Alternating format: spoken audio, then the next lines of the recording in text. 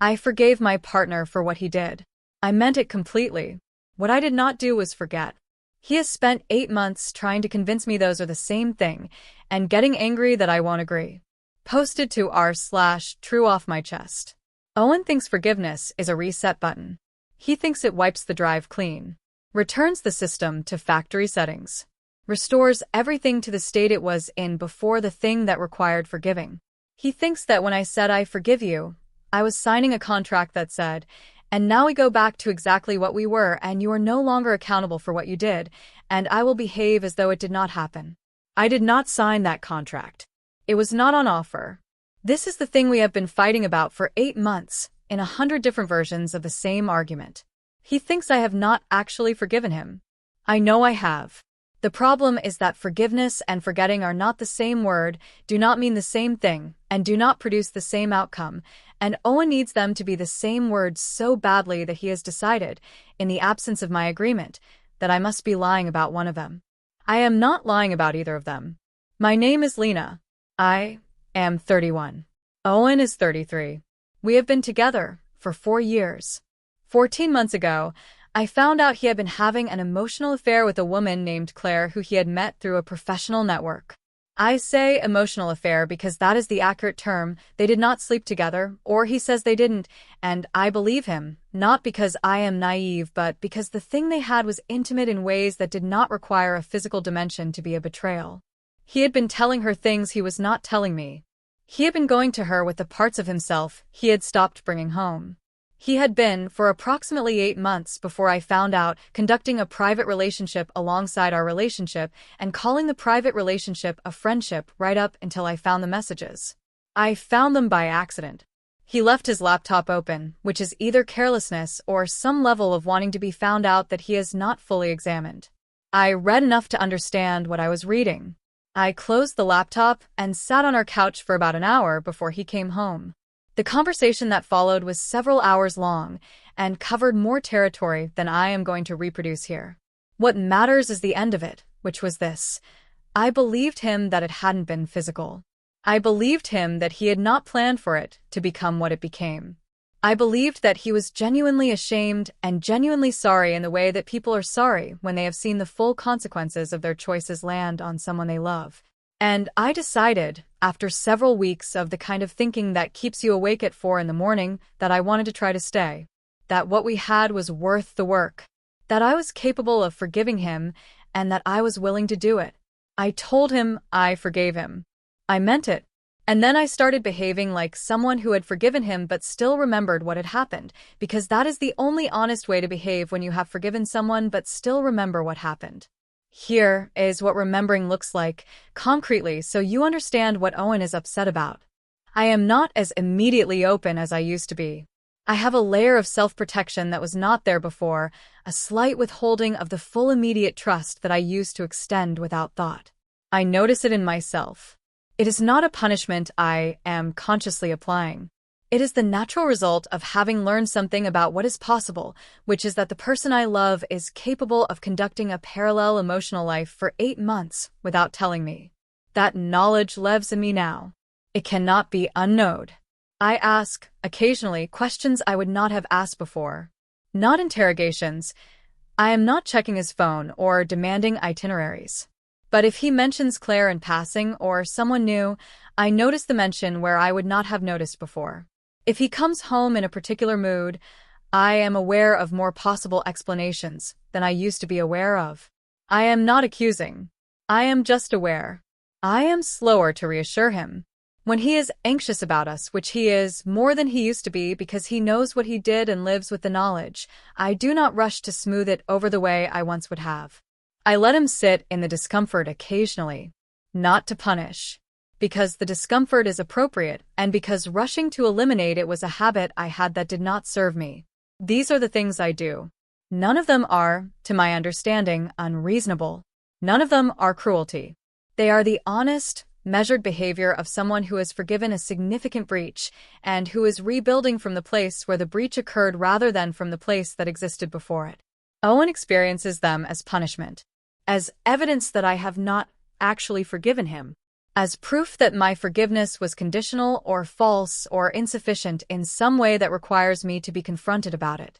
He says in the arguments some version of, "You said you forgave me. If you had actually forgiven me, you wouldn't still be doing this." And I say, what I'm doing is remembering. Forgiveness and memory are not the same thing. And he says, if you really forgave me, you would have let it go. And we arrive, again, at the place where he needs those two things to be identical, and I cannot make them identical because they are not. I want to talk about what I think is actually happening because I think it is more honest than just saying Owen is wrong about the definition of forgiveness, though he is wrong about the definition of forgiveness. Owen is not comfortable with consequences. What he wants, what the reset button theory of forgiveness would give him, is relief from consequence. He wants to have done the thing and been forgiven for the thing, and have the thing be over, in the sense of no longer affecting anything. He wants the emotional affair to be a chapter that is closed and does not produce any downstream effects on the current chapter.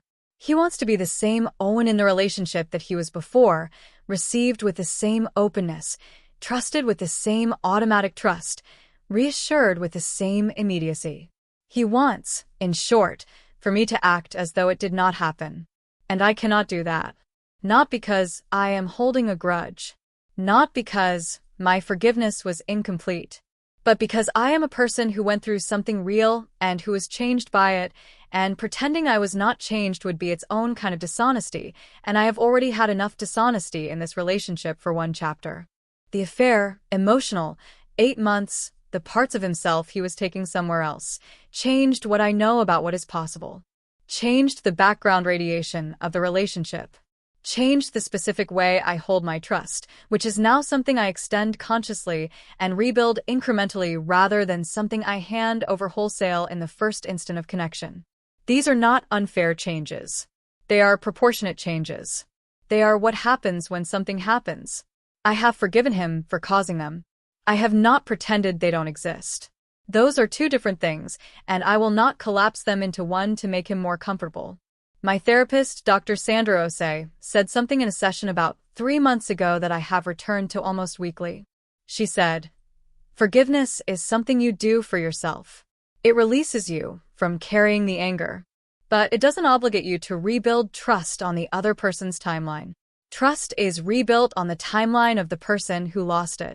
I said, "He thinks my remembering means I haven't forgiven." She said, "What do you think that belief is doing for him?"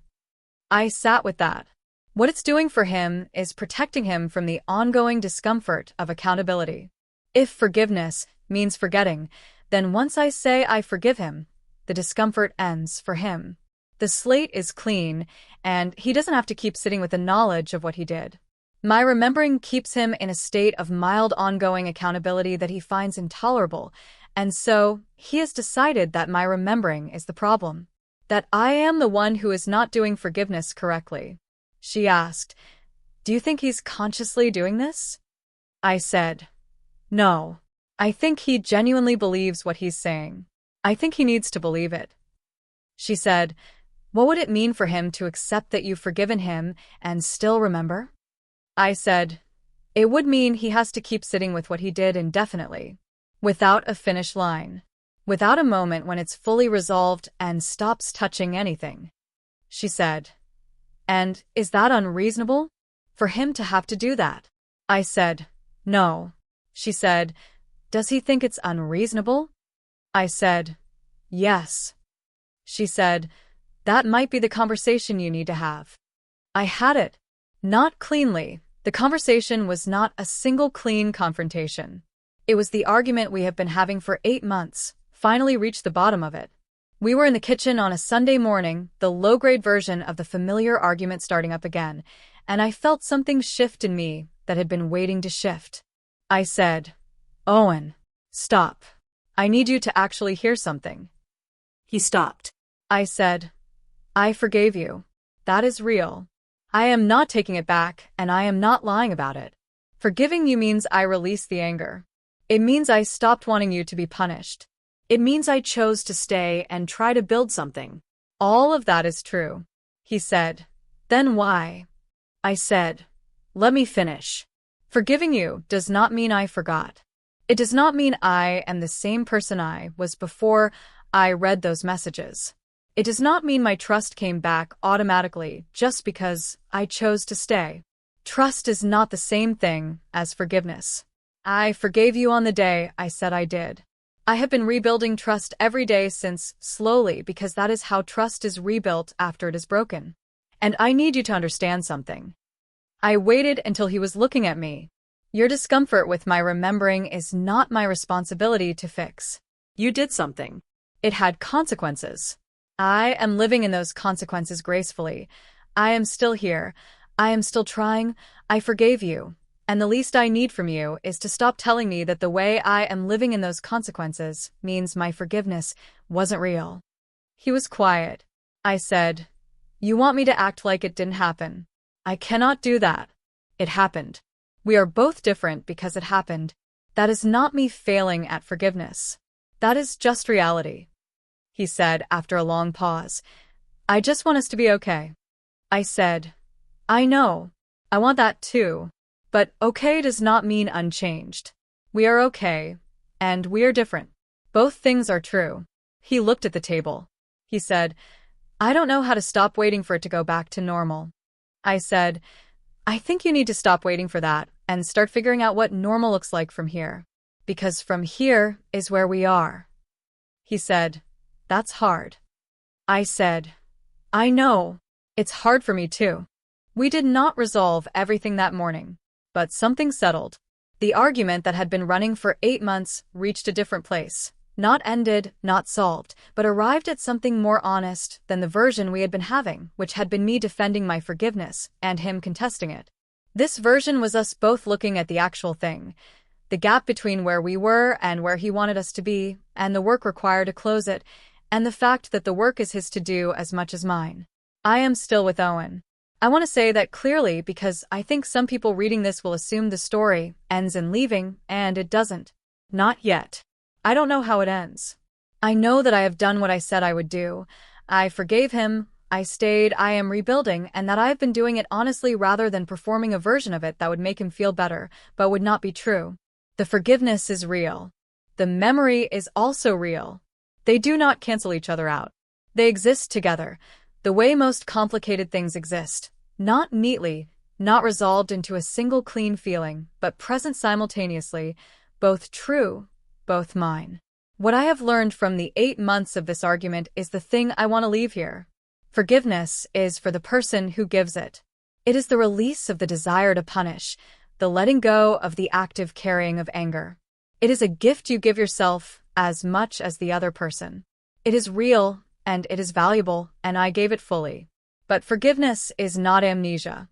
It is not the erasure of information. It is not the obligation to pretend that a thing that happened did not shape the person it happened to.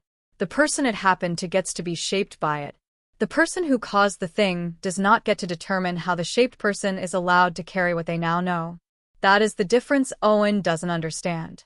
I hope he learns it. I think he is starting to. I am here while he does.